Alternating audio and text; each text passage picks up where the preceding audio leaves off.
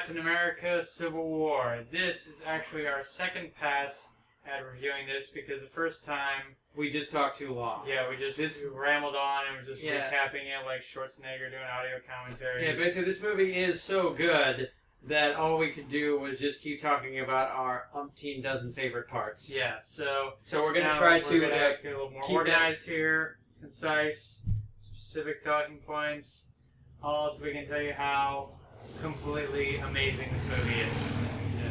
We got the window open, so you'll probably hear cars going by because we're doing this, late in the day, and we don't want to, we don't want to melt on this couch. So, all right, let's get right into it. Talking about what's first topic.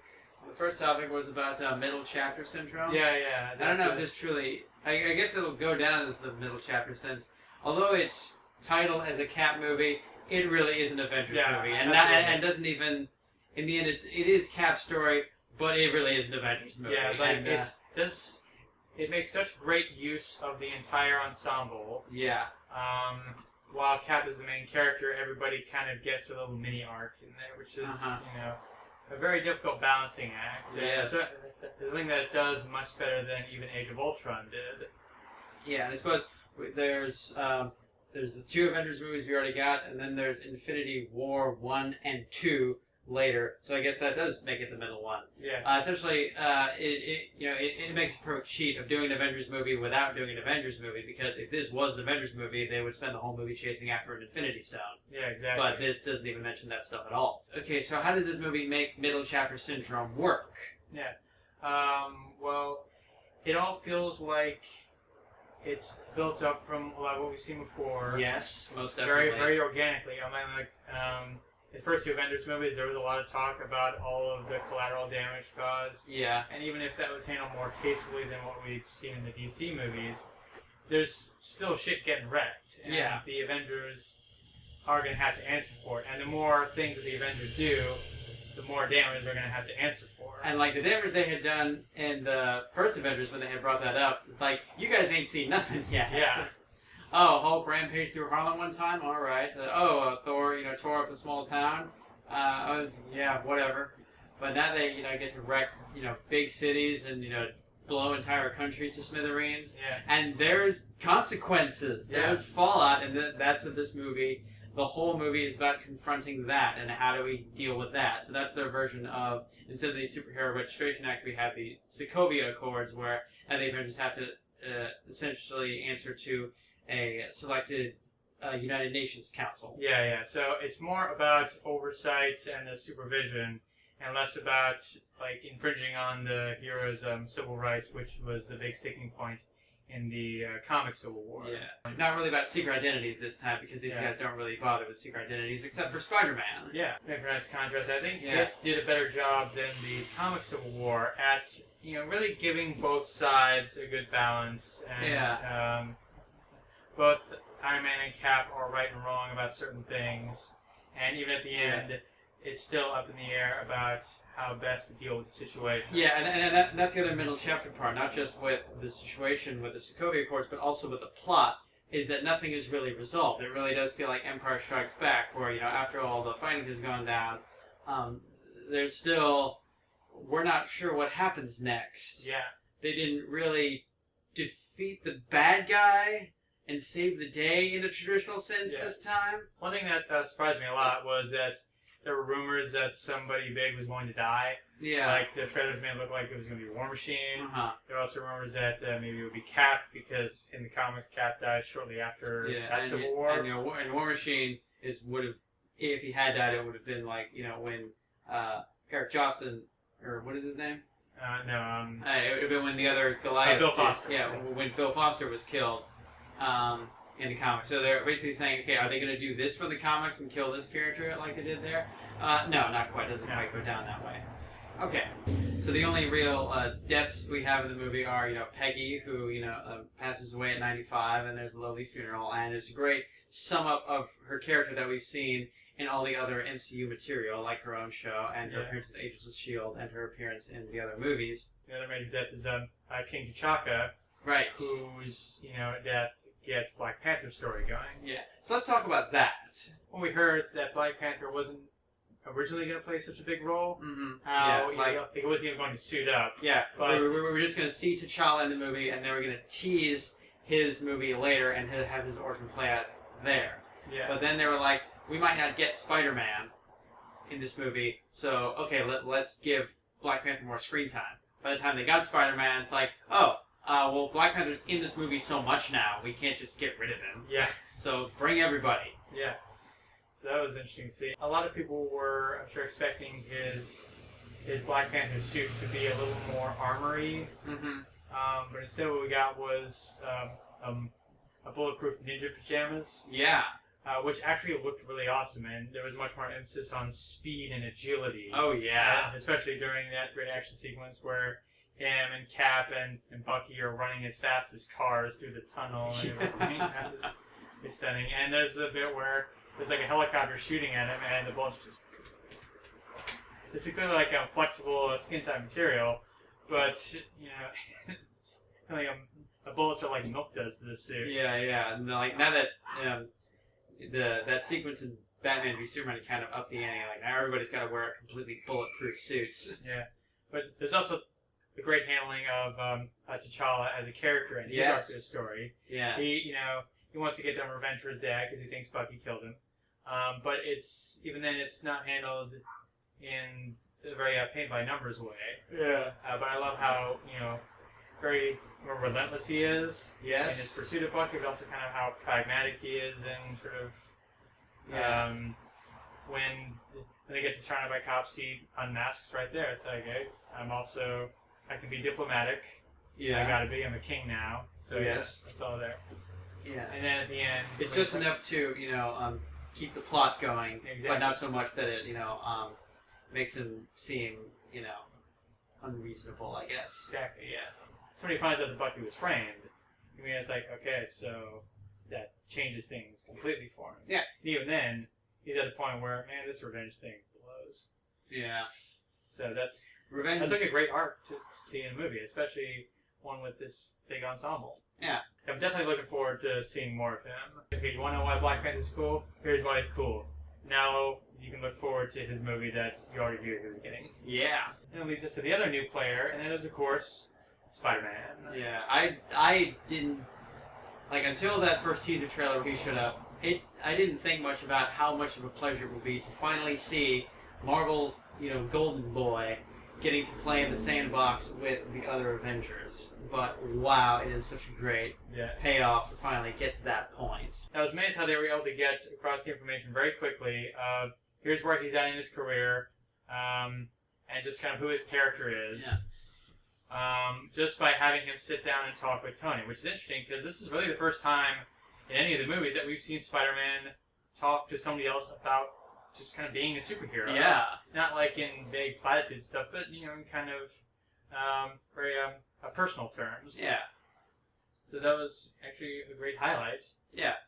Before he even gets in the costume. Yeah. Speaking of his costume, he starts off with, he doesn't even have a full costume yet, it's just like his hoodie and his ski mask and a couple of other things. Yeah. And so in this version, in the MCU Spider-Man, it's Tony who gives him his, trademark skin-tight suit. Yeah. It's sort of a nod to the comics where he gave him the armored suit. Yeah. So that's, but also how it makes the camera lens eyes make more sense because, Tony would be able to include a touch like that. Yeah.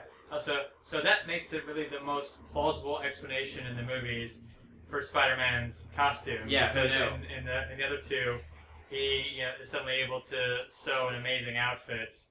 Despite being dirt poor. Yeah, despite being dirt poor, which we're told over and over again. And he's still dirt poor in this movie. That part hasn't changed. Yeah. Like, as soon as we cut to Queens in big letters, and then we see the audience cheers. Yeah. Because they know it's coming. And then Peter walks on the scene, he immediately looks like the Peterest Peter that ever petered. Like, you immediately see, like, that is Peter Parker. Absolutely, yes. Yeah. It's like the way, like, his whole, the way he talks, his affectation, and how just freaking young he looks. Yeah. Just how young and dorky he is. It's like, that is a teen superhero if I ever saw one. Mm-hmm. We weren't too sure, though, about Marissa Tomei as Aunt May. I thought that was weird when I heard about it, and in the movie, it's still weird. And it's funny that the movie kind of is aware that we think it's weird, so they keep, Tony keeps saying stuff like, wow, can you believe how young she is? Yeah. It's like, that's no, crazy. I can't believe how young she is. Rosemary Harris is in her 70s, Sally Field was in her 60s, and now Matome is in her 50s. Yeah.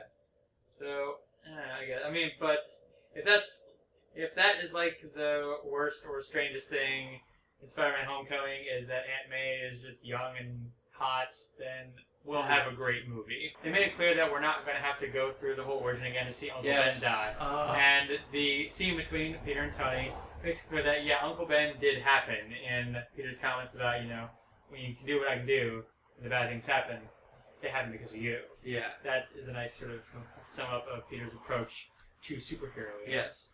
Which kind of fits in nicely with the overall plot. Yeah. And is something that Tony can admire. So yeah, it's just such a great balancing act, especially for a character that comes in so late in the action. Yeah. In the 13th MCU film. Yeah. But this is the earliest that they could get him in there, and so they didn't waste any time. Yeah. And I like that when we see him in action, there is a great deal of quipping going on, and he's not the only hero in this series who's done a lot of wisecracking, but he does it a lot more than anybody else does. Oh yeah. Kind of to the point where even the other heroes find him annoying. Yeah. But I like that both teams, independent of each other, say, okay, we got to get an extra guy. So Tony goes out and gets Spider-Man, and Cap goes out and gets Ant-Man. Yeah. So hey, they both recruited the funny guy, essentially, and also the bug-themed guy. Hey, that was interesting in how the plot was structured. Is that a lot of it goes on without a clear villain.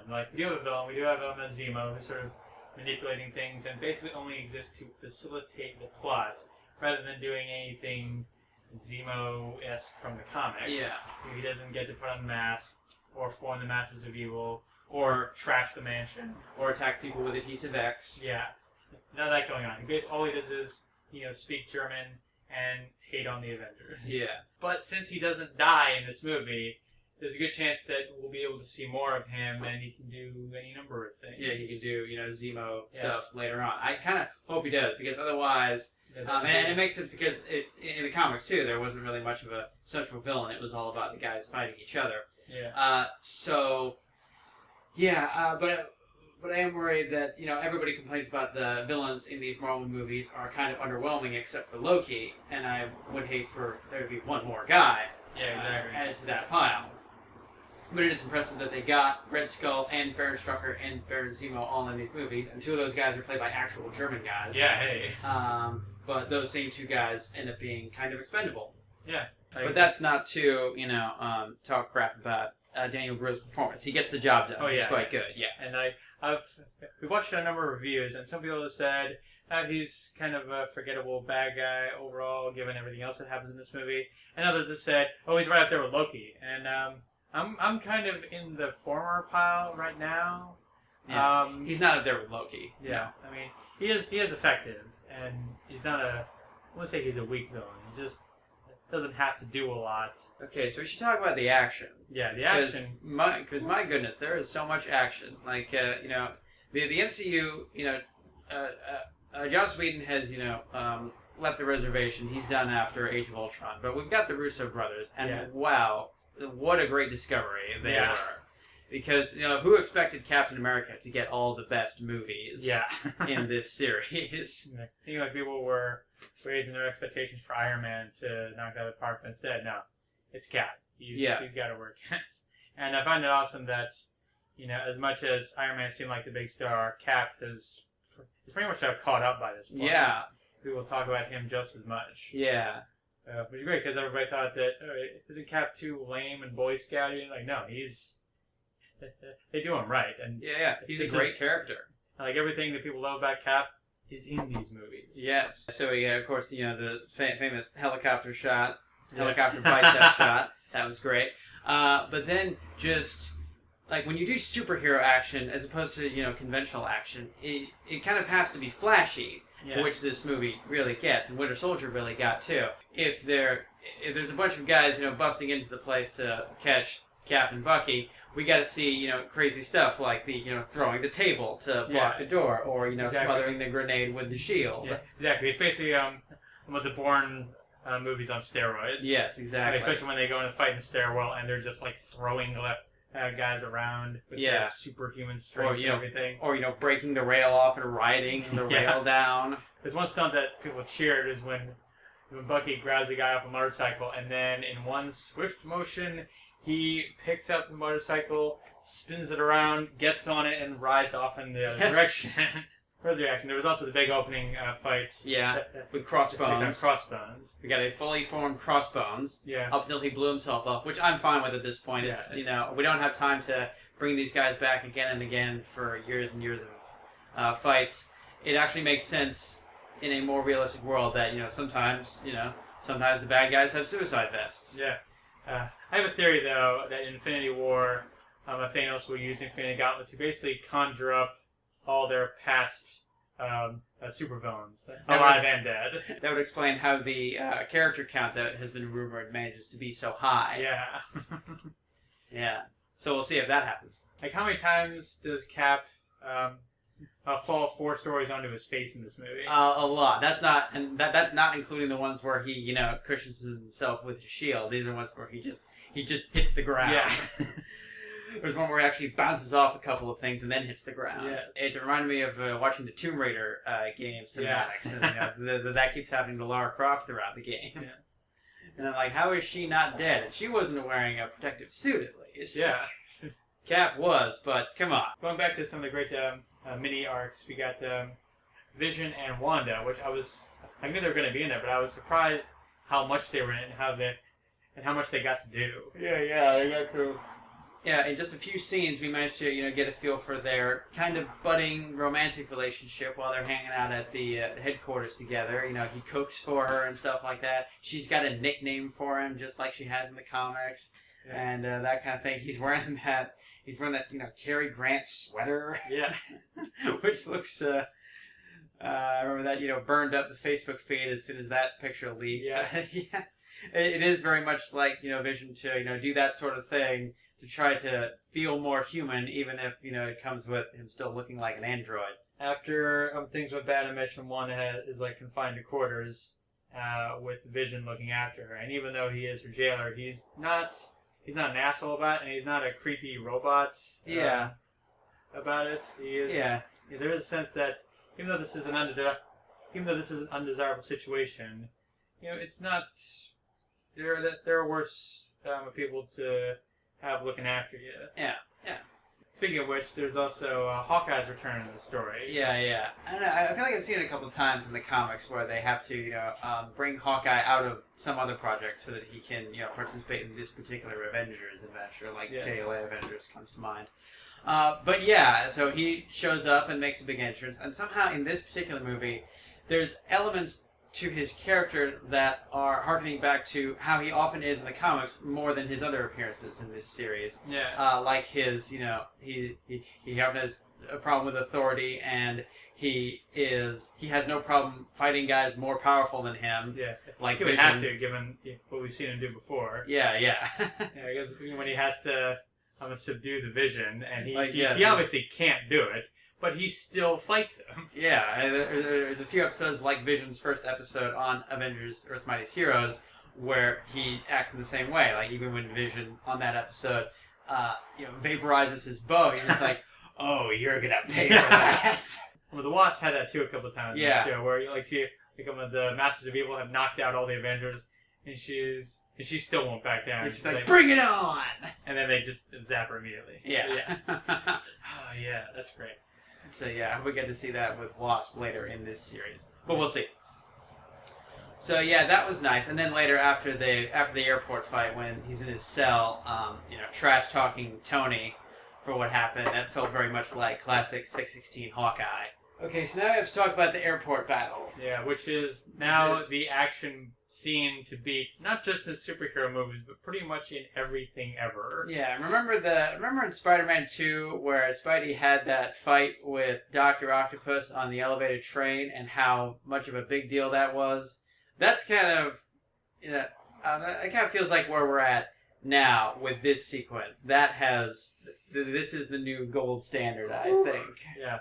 We've never gotten this level of a team versus team fight in any superhero movies. Not just the MCU, but basically anywhere else. Yeah, like closest we had before this was maybe in the X-Men movies, particularly X-Men First Class. Yeah. So it was bumming out that we had to wait that long for that kind of fight, where we got various different powers colliding with each other, and also that it's mostly B-list characters. Yeah, exactly.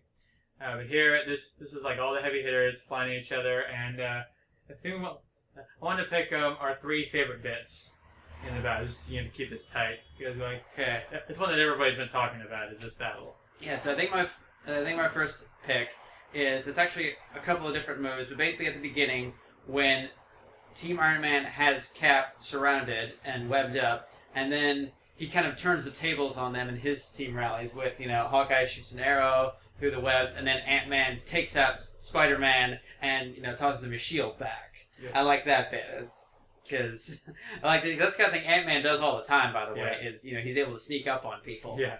I'm going to go with a Spidey versus Falcon and Bucky. Yeah. That was just a fun display of Spider-Man's powers. Like, we see his strength when he catches Bucky's metal arm. We've seen what that thing can do. And he's just like, oh, cool, you have a metal arm? And just him annoying him with his quips and stuff. And then once he subdued them, and Falcon uses Red Wing to throw him out the window. So he doesn't quite win all the way. But it's also, we get to see Falcon and Bucky working together after they've sort of had this almost rivalry going on. There's Cap's old friend and Cap's new friend, which is a great new dynamic for them. Yeah. And we see them working together, but also taking digs at each other. Yeah. Like at the end. Couldn't you have done that sooner? I hate you. Okay, well, I think for my second pick, I'm going to go with the obvious one, which is when Scott pulls out his trump card and becomes Giant Man. Yes. I was not expecting that until the moment it happened. Even when he says, I might have something big, it's just like, and it never occurred to me that he might do the Giant Man thing. I mean, for the ad campaign, they weren't shy about letting us know that Spider-Man was going to be in this movie, but they made an effort to keep the Giant Man reveal out of any of the trailers or TV spots or anything to preserve the surprise, which is a very good idea. Yeah. Because it was a great way to, escalate the fight and turn the tide of the fight back in Team Cap's favor. Yeah, exactly. Because people were looking at the 2 rosters, and I was like, well, the advantage is clearly with Iron Man's team, because he's got Iron Man and War Machine and Vision. They got, the big blasters. But then, Ant-Man has also got Giant Man. So as soon as he does that, everybody's got to focus on dealing with him now. Yeah. That's great to see. Okay, and what was your number 2? My number 2, I really liked the bit towards the end when Vision goes through Giant Man and then blasts the hangar to stop Captain Bucky and the Quinjet. And then Wanda stops the debris, and then War Machine attacks Wanda. It was just like a great use of the 2 teams attacking one another back and forth and getting their licks in. But yeah, there's all kinds of moments of each team trying to one up each other and using all of the tricks that we've seen them use in all these other movies, and also with a few new upgrades to the weapons and so on. For this time, like Black Widow now officially has her, projectile launching stingers that she has in the comics. Yeah, it's weird that it took them this long. Actually, kind of looks like the Icers from Agents of S.H.I.E.L.D. Huh. Yeah, wonder if on that show they might mention that, because it seems to do some similar things. Whatever. It's probably taking that long to do something like the wrist blaster, which looks like a cartoon thing. Yeah. Like go Michael with He-Man and stuff. Yeah. I think for my number 3, there's probably one that's better than this, but I'm going to go with when Hawkeye faces off with Black Panther and turns his bow into a quarterstaff. Yeah. Because, now Hawkeye actually has something besides just bow and arrow that he can fight with. Yeah. He's upgraded his gear and such, and he's got a few new tricks, so I like that. Yeah. I'm going to go with the first... I'm a collision of the 2 teams, and for a moment, it's a total splash page right out of the comics. Pandemonium. You see with George Perez or Ron Lim doing shots of all these As superheroes. the camera moves through. Colliding, and it's just like guys all over the place filling the frame. Yeah. It was straight out of the comics. It was beautiful. Yeah. It was so exhilarating. That's the airport battle. Mm-hmm. It's amazing. And that's, of course, not even the climax of the movie. Yeah. It takes us to the real final battle, which is a more personal battle. Yes. At this the secret bunker where Zemo finally, in earnest, pits Cap and Iron Man against each other in a very shocking and very sad way. But also, the twist, it's like, oh yeah, of course that's what happened. Yeah. That makes total sense with everything else that's built up to it. When we discovered, As I mentioned, one of the directors, maybe the writers, were saying that, okay, in Winter Soldier, Cap saw that, Hydra engineered Howard and Maria Stark's deaths. Yeah. And then after that, he found out that the Winter Soldier was actually Bucky. So maybe in that time he's put together, like, did Bucky actually kill them? But he had no way to know for sure. Yeah. And it's only here that they all find out together. Yes. This is what finally sets Iron Man off, and they have their real fight that is the main event.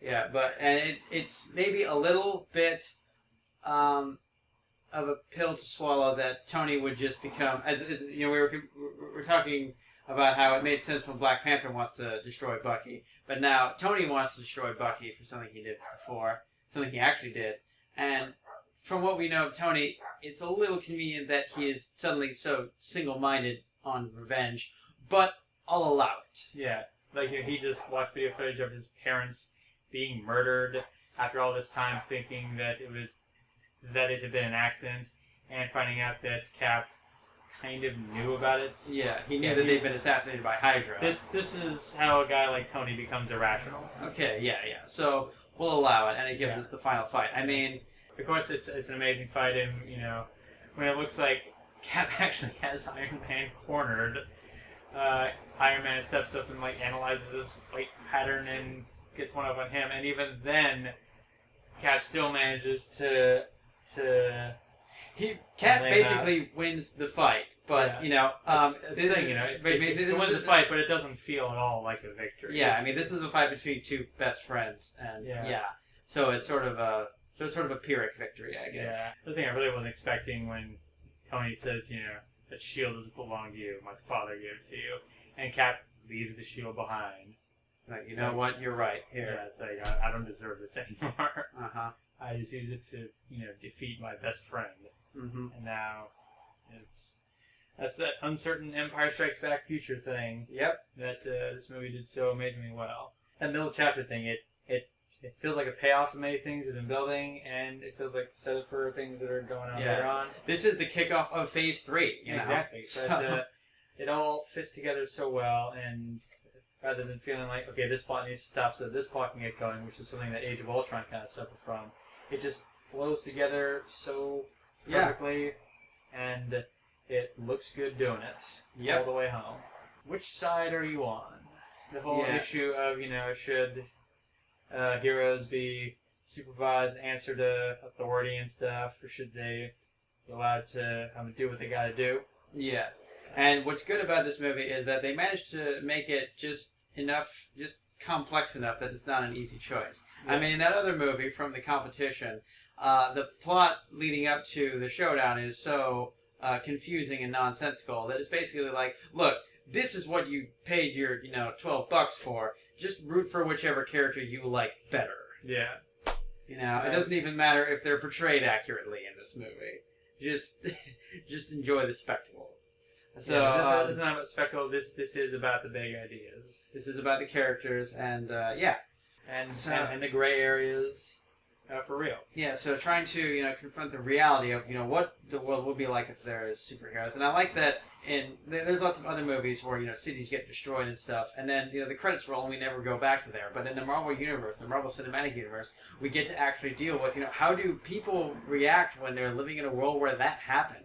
Where, like, on the Netflix shows, where it's in New York, and they're talking about the alien invasion that happened, and, how do people react to, being in the world after that? And, of course, there's, 9/11 parallels that go along with that quite fluidly. Watching the movie, I'm sort of leaning towards Cap's side, but I think if it were real, if I were in that universe, I would be on Iron Man's side. I would be on, sign the papers. They need to be arraigned. They need to be supervised. Yeah. Otherwise, they need to be supervised by somebody. They need to be held accountable. The damage is going to keep on building up until they're not really the heroes anymore. Yeah. And at the same time, it makes sense that Cap would feel reluctant to commit to this because, like, this feels wrong. I mean, as he says, these guys have agendas, and agendas can change. What if we're like sent into a place that we don't want to go into, or held back in a